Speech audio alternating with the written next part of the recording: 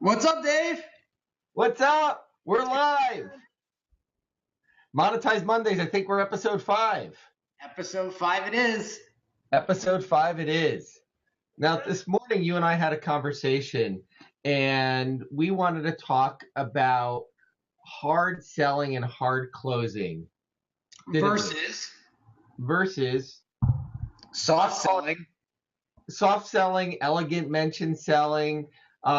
You call it a magnetic marketing selling, where you're attracting the right people that you're supposed to do business with.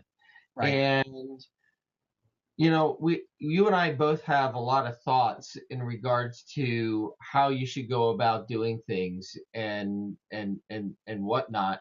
And the challenge I see out there a lot today is that so many people, especially both in the online world and the offline world, it's getting that person to make a decision, getting them to commit to take action that day. And one of the things that you and I do, it's sort of like, hey, if you're a good fit for us, great, we're going to work together. And if you're not a good fit for us, that's okay too. You want to talk about that? Yeah, I think what it comes down to, Dave, is when the entrepreneur feels needy, and I didn't say this in our when we were talking this morning, but I think when we come across as needy, it really comes through when we're trying to communicate with that prospect, and that prospect picks up on that immediately, and automatically the defense mechanisms go up, right? Mm-hmm. And they feel like they're uncertain. And the biggest thing is, if you can have the mentality of, listen, if they come on board, great. If they don't come on board, it's okay. Mm-hmm. Right? Yeah. The way you communicate will be night and day. And so how do we come across as not being as needy? It's really just coming from a place of value, right?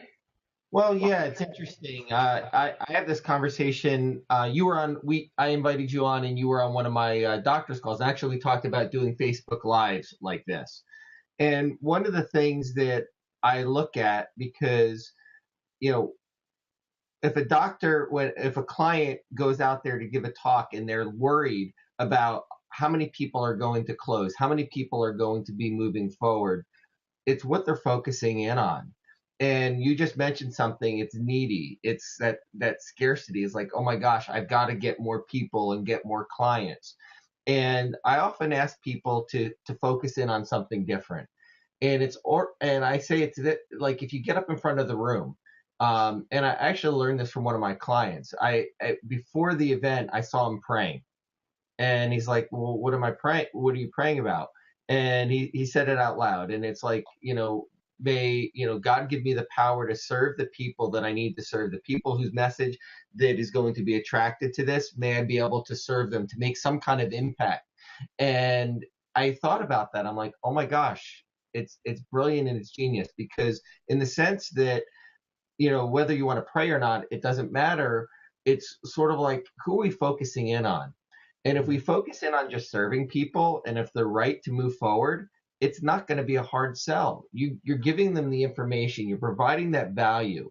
And if there's a message to market match and there's an alignment, those people are going to be moving forward. And the old style of getting them to make a commitment, hey, if I do this, will you move forward?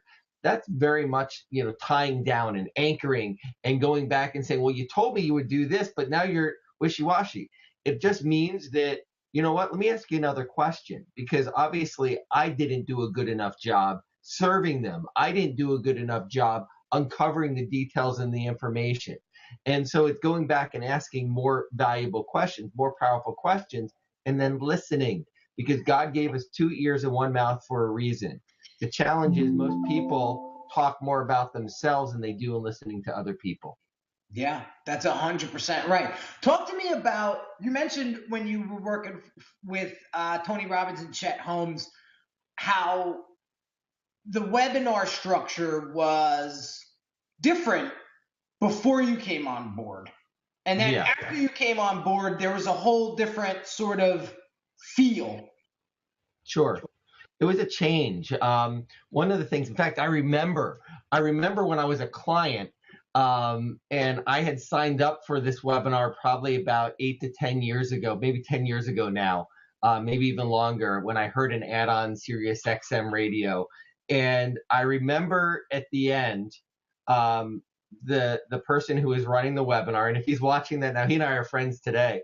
Um, it was very much hard close that, you know, guilting people, pressuring people into making a decision, saying, you said you were serious about growing your business. Were you serious or not? And I knew that I wasn't going to be buying at the time. And I hung up before he got to me because I wasn't going to move forward. And I met him a few years later at a live event, speaker training actually, and he was looking for people. And I didn't buy the program at the time. And it just so happened that for several years, I became one of their speakers, and then I became the top closing speaker for them. And when we came on board, the closing rate was under 20%. And within 90 days, I was closing at 40 and then 50 and then 60%. And people said, well, what are you doing differently? And everyone started asking me, like, what are you doing differently? And I changed it up, and I made it all about value and, how I asked the questions on the front end to really uncover what their pains and the challenges were in their business. And then tying back the value each section, make sure that I serve them through each section, like we went through marketing. And I would say, hey, so Henry, we came up with one, because I'd go through each section. What did you come up with if you actually implement this? So Henry, if you implement this in your business, it could be worth to you, between, $500,000 and $600,000. Is that accurate? Mm-hmm. Yes. Now, Henry, we came up with this. If this is one of the top things that could add value for you, are you going to implement it? Yes. So then what I did at the end of the webinar, and it was a live interactive session, I would just go, so Henry, based upon, because I paid attention, I said, during the webinar, you came up with this in marketing, you came up with this. Which one's the most important to you? Great. Now, also asked you in the beginning, if I showed you how to invest $1 and you could get $5 back in return, how many dollars would you invest?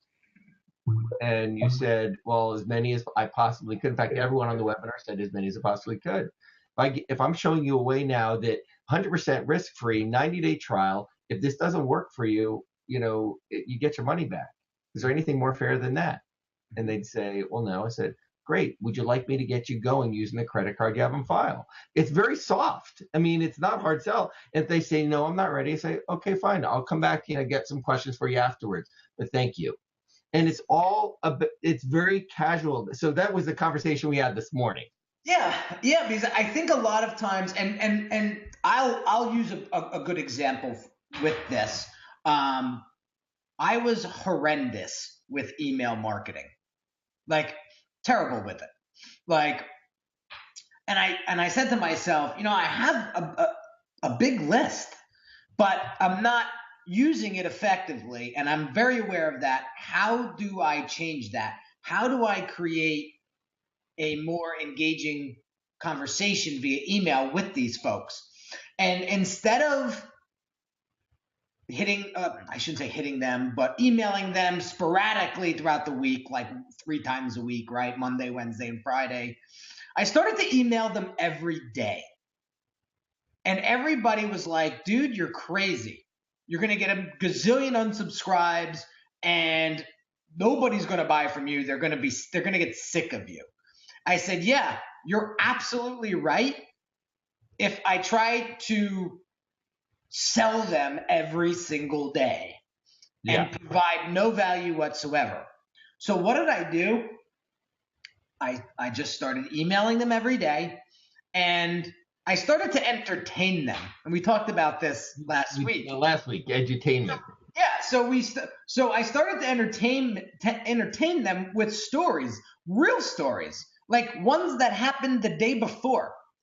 But I would always tie in at the end how this relates to their business and how it can help them.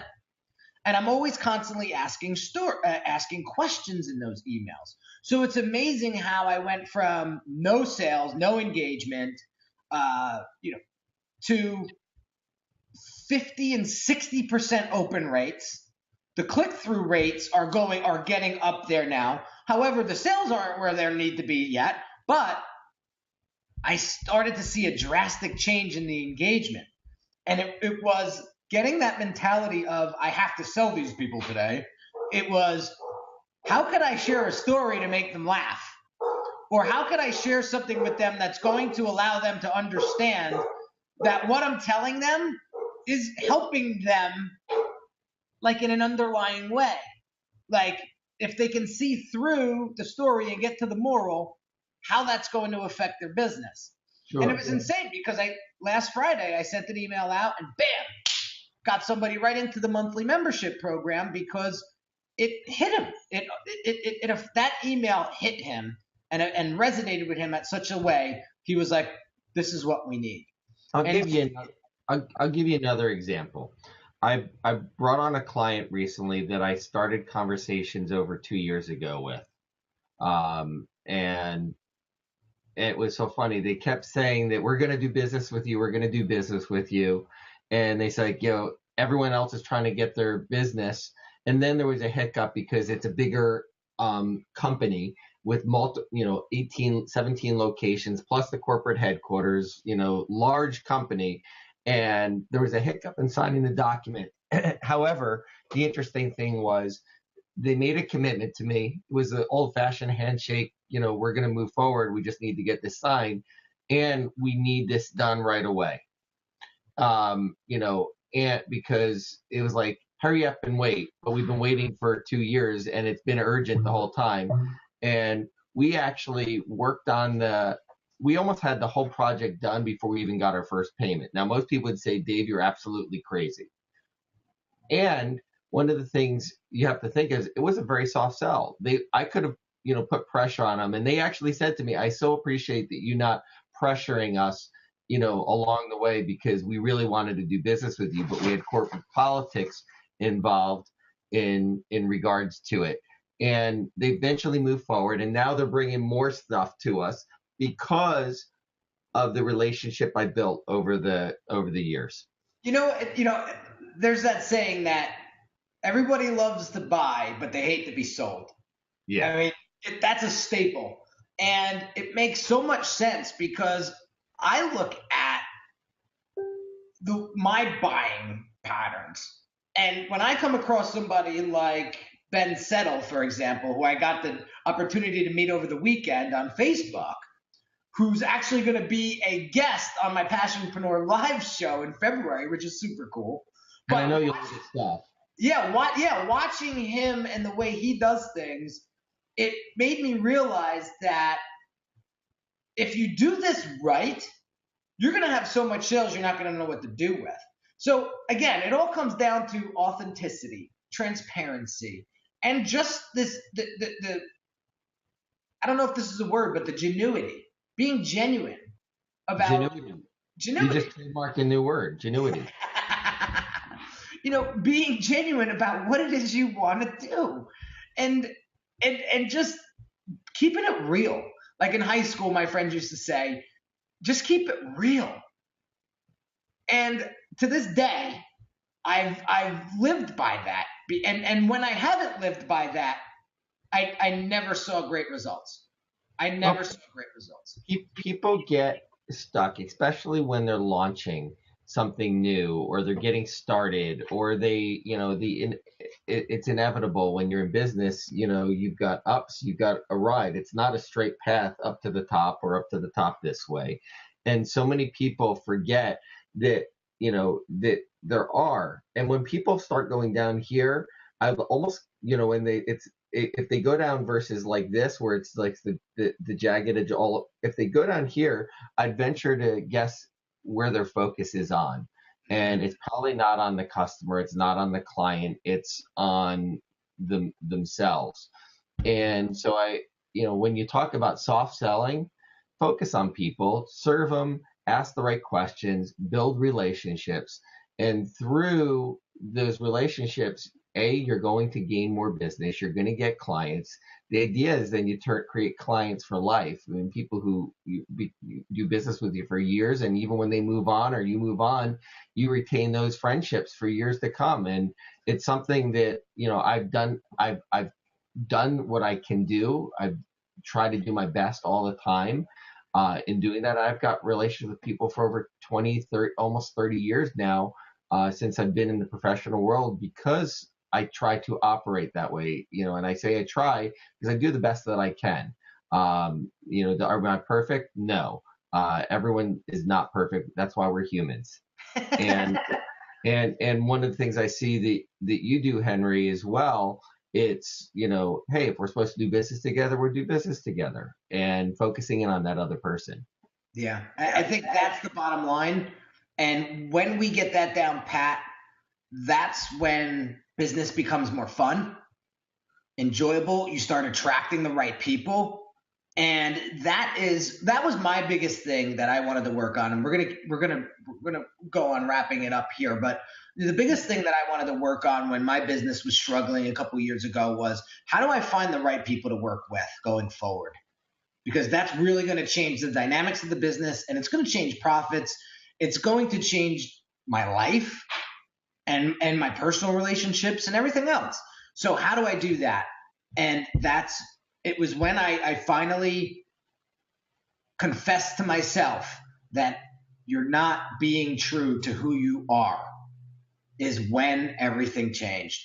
And when I said, I am done trying to impress, I'm done trying to live this life that isn't really me, and I'm just done with all of that. And I remember you sharing with me a similar experience you had back, a few years back. And that reminds me and tells me that, like, I'm not alone. And I'm sure you can agree, the minute we said to ourselves, all right, enough, this is what we need to do, everything changed. And so there's no hard feelings if somebody doesn't want to move forward with us. The world isn't going to explode tomorrow if, you don't close that sale. It just means you have to try a little softer. Well, and connect, and maybe it's not right. Then I always say it's not a no. It's not right now. And if you handle things the right way and you build a relationship, I've seen people come back a week later, a month later, a year later, 2 years later, longer than that. And you do it through building the right intention, having the right intentions, building relationships with people, because people do business with those, long-term business, not short-term business, but long-term business through those they know, like, and trust. And the way to do that is through building, serving other people and putting value in the right place. That's it. So focus on that. If anything at all, from this Monetize Mondays episode, focus on providing value and being genuine with your intentions, and that will sell itself. And that's a wrap. So we have a very Merry Christmas. Absolutely. Happy New Year. Merry Christmas. We're not going to do next Monday? I'll be in Florida. We can do next Monday. That's right. All right. Maybe you'll have some palm trees behind you. Maybe, or at the pool or the beach. That'd be awesome. All right, guys, we're wrapping up. Hope you enjoyed this episode, and we'll catch you on the next one. Take care. See you next week. Have a great week and Merry Christmas. Happy Hanukkah.